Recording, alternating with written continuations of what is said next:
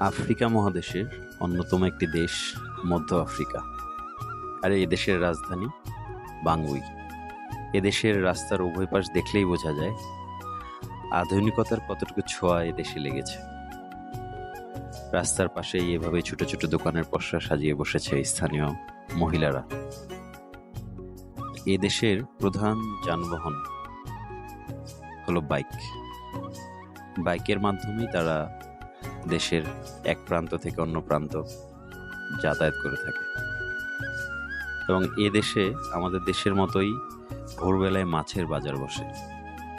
এদেশের মহিলারা মাছ ধরা থেকে শুরু করে বিক্রি করা পর্যন্ত করে থাকে। এছাড়া অন্য অন্য সকল কাজের সাথে মহিলারা ওতপ্রোতভাবে জড়িত থাকে। এদেশের জীবিকার প্রধান মাধ্যম হচ্ছে কৃষি, যদিও কৃষি আবাদ তেমনটা এখানে হয় না। তাছাড়াও মাছ ধরা, বিক্রি করা, এগুলোর মাধ্যমেও তারা জীবিকা নির্বাহ করে থাকে।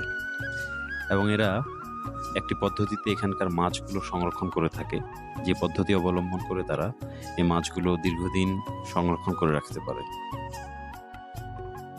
এভাবেই চলছে মধ্য আফ্রিকার সাধারণ জনগণের জীবনযাত্রা।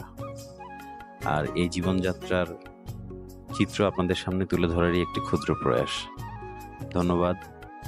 আসসালামু আলাইকুম।